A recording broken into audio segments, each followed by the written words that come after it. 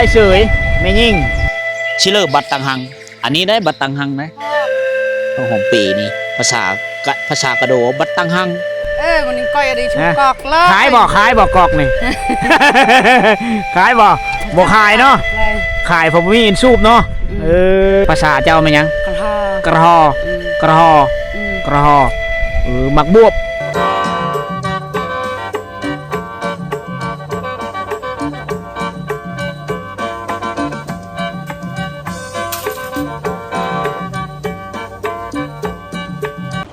ก็สบายดีทุกคนตามเคยเด้อ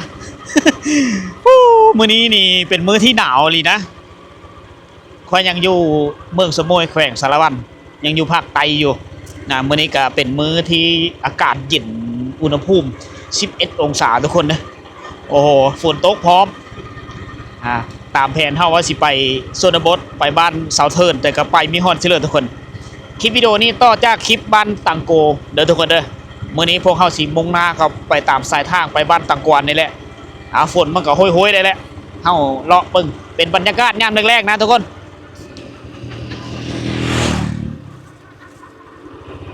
เส้นทางสายนี้จะเป็นเส้นทางเส้นเดียวกันกับเฮาไปบ้านน้องเทิร์นไปบ้านตังกวนทุกคนนี่จะเป็นหมู่บ้านของชนเผ่าปะโกะหรือชนเผ่ากระโด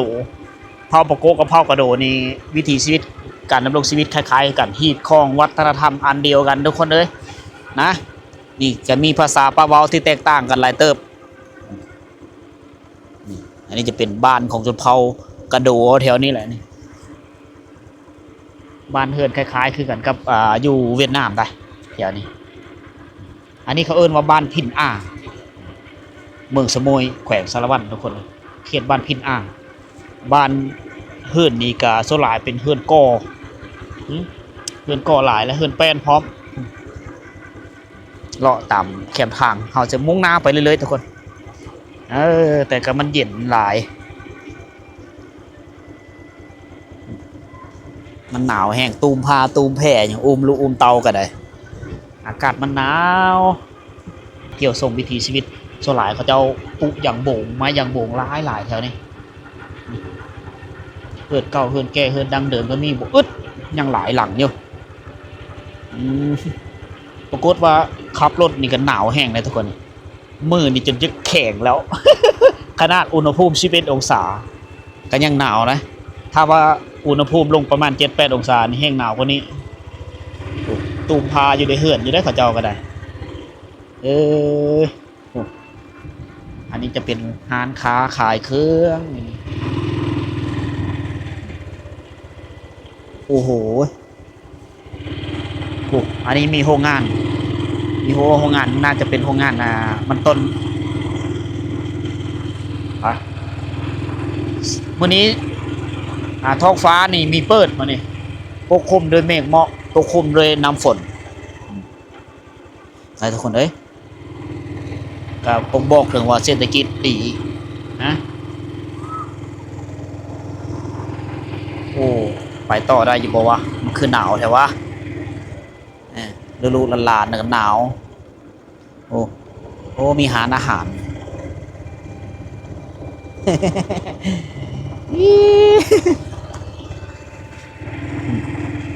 อยู่นี่จะเป็นบ่อนเขาเจ้าตอนนาโรงงานมันต้นเลย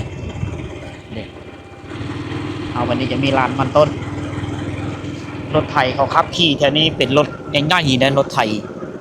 นี่ลากแก่มันต้นแก่เขาแก่ฟืนการนุ่งถือคนแถวนี้ขายแบบเดียวกับคนเวียดนามเลยได้เส้นทางตัวนี้มีเส้นทางเข้าไปบ้านทางเข้าไปโรงงานเขาจะมาแต่ขายมันต้น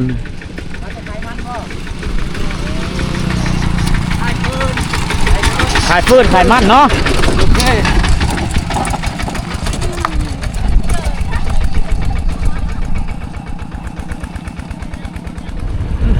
รถข้ากี่ตมแล้วเฮ็ดโอ้นับได้เฉยไม่ยิ่ง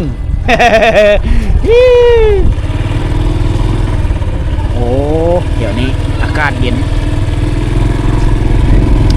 ตอนนี้เฮามาเดินทางมาฮอดบ้านละว่าเหนือได้บ้านละว่าเหนืออ๋อโตได้รถแก้ฟืนคักเนาะเฮ้ยเนาะโอ้บ่ย่านเอ้ยนี่บ่ย่านขี้ตมบ่ย่านผู้เลยนี่โตอันนี้คือยานพาหนะที่เขาเจ้าใส่อยู่แถวนี้ได้มันต้องระบบนี้มันถึงไปได้สับสิแก้เอาไปขาย แม่น เขาติดเป็นโลบ่หรือขายเป็นโดนเลย ขายเป็นโล โลเท่าเลยเฮ้ย 300 โลนึง300 แม่น เขาจะเอาฟืนไปขาย จะขายอยู่โรงงานนี่บ่แม่น อ๋อ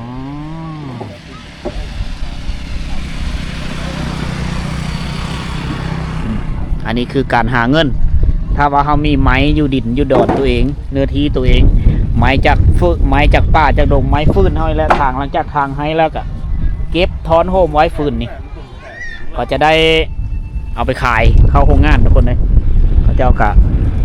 โรงงานเขาเจ้ามันมีหลายคนโรงงานมันต้นเขาเจ้าต้องได้ดักฟืนต้องได้ใส่ไม้ต้องได้ใส่ฟืนใส่เสื้อพึ่งบ้านละว่าเหนือ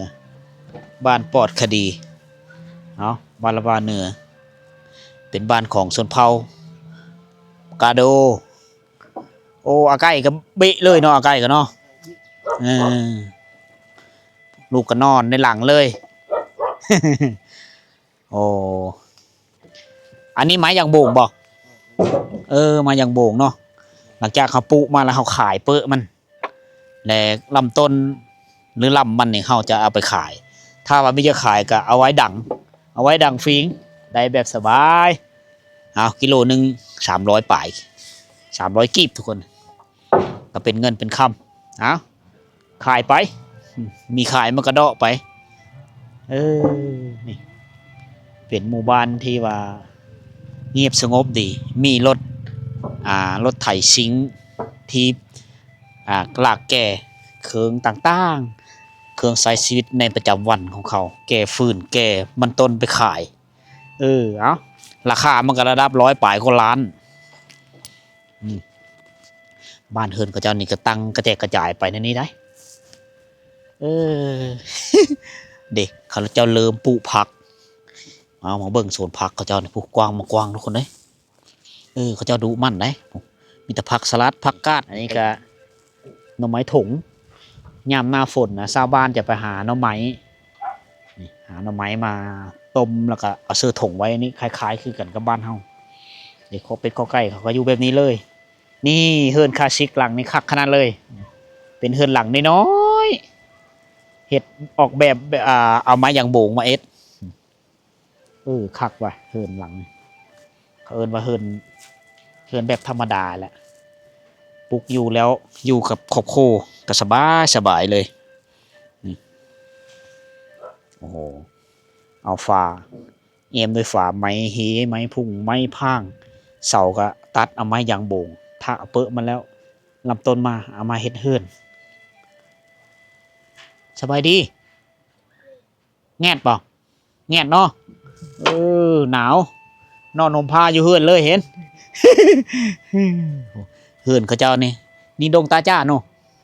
เฮือนเฮ็ดอยู่โคกินอยู่พี่เฮือนนอนในพี่เขาเจ้าจะเฮ็ดคันไดสวนทางกันแบบนี้ได้เขาลงมานี้อันนี้คือการออกแบบการเฮ็ดเฮือนเขาเนาะเฮ็ดเฮือนแต่อยู่โคกินอยู่ถึงเฮ็ดอยู่เฮือนโค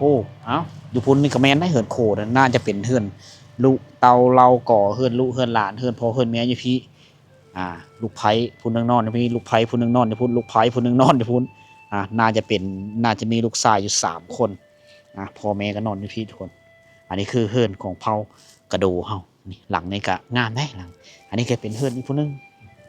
น่าจะมีลูกชาย3 คน4 คนประมาณนี้แหละ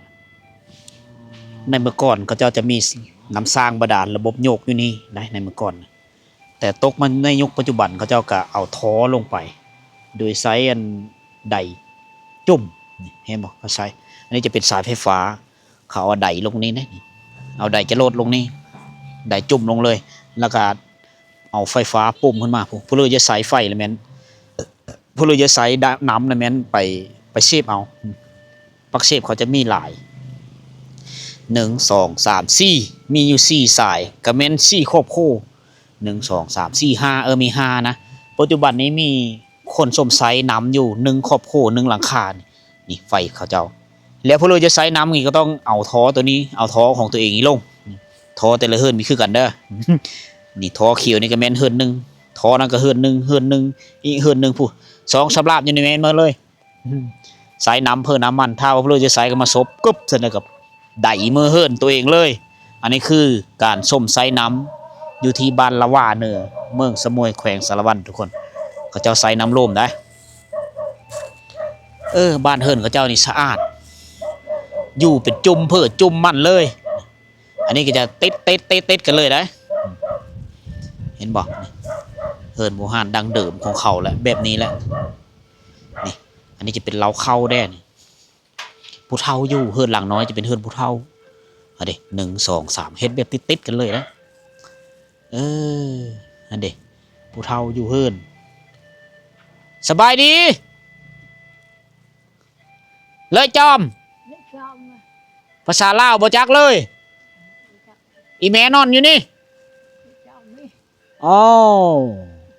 นอนนี่เนาะบินี่อ๋อผู้เฒ่าอันนี้เฮิรนแม่ตู้ผู้หนึงนะผู้เฒ่านี่เขาเจ้าจะปลูกเฮิรนเฮาอยู่ตั้งหะเขาเจ้าจะเฮอแม่เพิ่นก็มีความเป็นส่วนตัวของเราเองได้ลูกหลานเพิ่นเวลาแต่งอยู่โคกินแม่เพิ่นจะลูกหลานเพิ่นก็จะมาแต่งอยู่โคกินเฮิมแม่เฒ่าผู้นี้แม่ตู้ผู้นี้นี่ยามหนาวเพิ่นก็ฝิ่งไฟแงด แงดเนาะแงดแล้วคือหนาวอยู่กันแบบนี้เลยกระปิกกระปอกไปนี่เลยได้เฮิรนเขาเจ้าอันนี้ก็2หลังต่อกันไปเลยเอาเดี๋ยวเฮิรนใหญ่ก็มีได้เฮิรนใหญ่เบื้องนี้มื้อนี้เขาเจ้าอยู่เฮิรนเห็นแต่สุเพิ่นหลอปองเยี่ยมหลอประตูมาช่องเบิ่งช่วยเอาอันนี้ก็เฮิรนดังเดิมแต่ว่ามีแม่นสดทรงหลังกุ๊บแต่ก็เป็นเฮิรนที่ว่าบูฮานดังเดิมนะมุ่งหญ้ามีกันไดขึ้นนี่เจ้าเฮิรนเขาเจ้าขึ้นไปนี่ก็สะเขาเจ้าก็ปูฟ้าเฮ็ดกินบ่ตาจ้าบ่อยู่กันเพิ่นพากันมาพิงไฟอยู่ โอ้หนาวเนาะหนาวหนาวแงดแห้งเพิ่นว่าแงดเนาะหนาวแล้วพิงไฟเลยเฮือนก็เป็นเฮือนคลาสสิกเลยเฮิรนคลาสสิกแบบคลาสสิกอยู่กันจักคน2คนอุ้มเอาลูกไผลูกมันเนาะอาไก่แยะนี่กิอาไก่ลูกอาไก่โกนอาไก่กันสาวลูกชายลูกสาวลูกชายเอาคำว่าอาไก่เนี่ยจะแตกต่างกับเผาตรีเลยคำว่าอาไก่เนี่ยเผาตรีเอิ้นว่าก้อนอาไก่ละก้อนแถวนี้เอิ้นอาไก่แม่นลูกเฮาไปหลายบ้านหลายชนเผ่ากับกาดป่าเว้ามันมีคือกันคือเผาตรีนี่เขาเอิ้นก้อนนี่แม่นลูกนะเขาเจ้าเอิ้นอาไก่ก้อนเสมียงก้อนแม็กแซมอันนี้ชนเผ่าตรีก้อนเสมียงคือลูกชายก้อนแม็กแซมแม่นลูกหญิงแถวนี้เขาเจ้าเอิ้นอาไก่โกนแม่นลูกชายอาไก่กันแม่นลูกหญิงนะ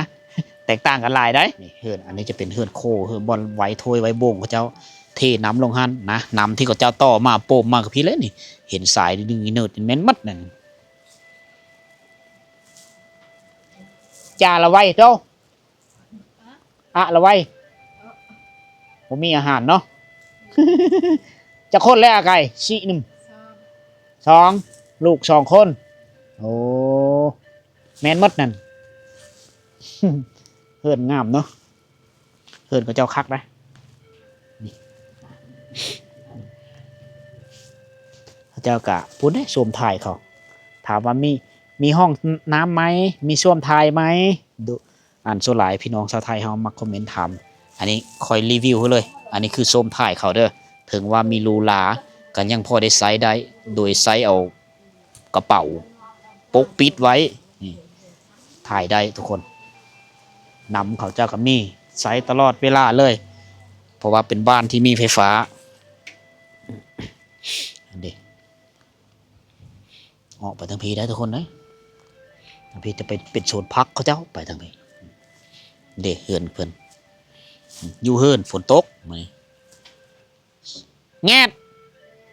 ฝิ่งไฟอยู่เฮือนเนาะอู้หนาวแห้ง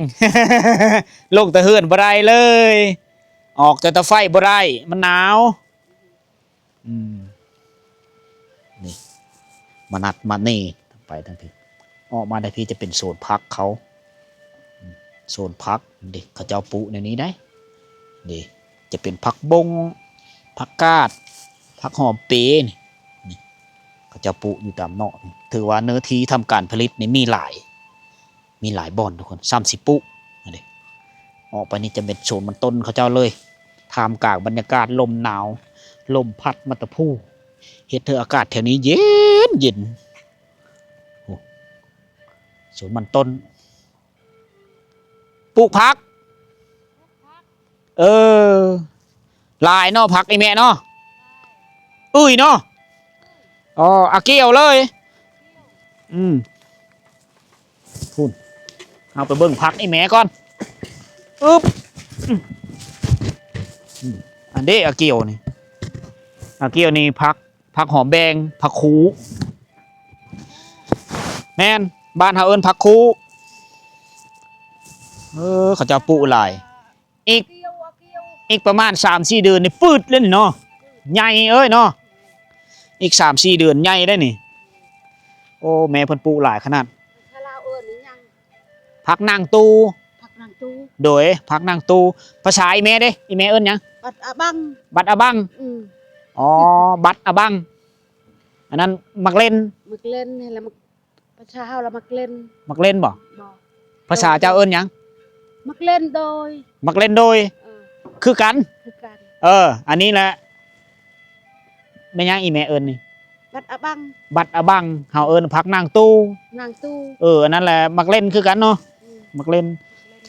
อันนี้ผักนางคูผักคูนี่อาเกี้ยวมะเขือต้นมะเขืออากึ่งอันนี้บ่บางฮุงอีแม่เอิ้นหยังปลาฮุงโอ้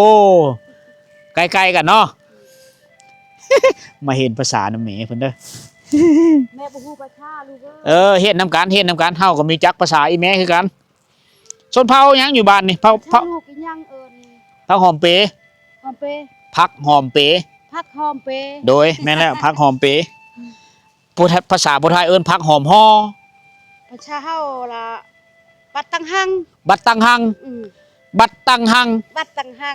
ยี่ยมชิเลอร์บัดตังหังอันนี้ได้บัดตังหังนะผักหอมเปนี่ภาษากระโดบัดตังหังอันนี้ละบัดอะบังผักนางตู้โอ้ยแม่ปลูกหลายเนาะปลูกปลูกหลายนี่บัดอังหังคือผักหอมเปผักบัวงามเนื้อที่เจ้ากวางอยู่พุ่นก็มีเนาะสวนผักเจ้าเนาะกวางขวางดีได้น้ำก็สะดวกสบายน้ำนี่สายไฟใดมาเลยเดอะน้ำสร้างเดอะน้ำลิ้นไหลเลยเนาะอิตตะกอคือบ่เอามาตะพูพุ่นป้อดไก่เนาะ ไก่นี่เยื่องหนาวก็หนาวลูกชายโดยอันนั้นห้องน้ำอันนี้คอไก่นี่ล่ะเข้าเอาเข้าไว้อยู่นี่เราเข้าโอ้เราเข้าอีแม่เอาไว้อยู่พี่ถ้าลูกเกิดนี่ยังหัวสีไข่โดยหัวสีไข่อันนั้นพักตำลิงพักตำลิงอีแม่เด้อีแม่เอิ้นหยังวิตามินคือกันเนาะใกล้ๆกันเนาะวิตามินอันนั้นทูนโดยทูนอีแม่เอิ้นหยังเรากลือเนาะ เอาเว้าหลายๆคำจื้อแต่เรากลืออันนี้แม่นบัดอะบังนี่จื้อแต่อันนี้ได้วิตามิน มิน วิตามินเอาเด้อไปเด้อขอบใจหลาย โดยลูกเอ้ย ๆผู้อาเต้าก็มีเนาะอาเต้านี่อาเต้าแม่นอ้อยได้ออาเต้าได้ โอ้ทุกท่ายแต่ก็ พี่เฮิรนนี่แม่เนาะ นี่คือดูแม่ อ๋อ บ่มีเฮือนลูกเอ้ย อีแม่อยู่พี่อยู่กับพ่ออยู่พี่บ่ พ่อ อ้ำก็อยู่นี่ เออ อ๋ออยู่พุ่นเฮิรนลูก เฮือนลูก หลังน้อยๆนั่นเด้นั่นก็แม่นบ่ แล้วเฮือนลูก อันนั้นก็เฮิรนลูก อืม อีแม่มีลูกจักคน 5 คน เชิงล่ อืม อาไก่เนาะ อืม ผู้ชายเบิด5 คน ผู้หญิงผู้ชายผู้หญิงผู้หนึงผู้ชายชี ผู้ชายชี อืม โกนโป้น เออ กัน ล่ำ มาน อืม ำมือเฮิรนผัวเอาผัวแล้วบ่ น้องชาว ยังเป็นผู้สาว อืม อ๋อลูกสาว บ่มีเอาผัวบ่มี บ่ทันได้มีบ่ทันได้เอาผัวเนาะ อืม โอ้ไปไสลูกสาวไป ลูกชาว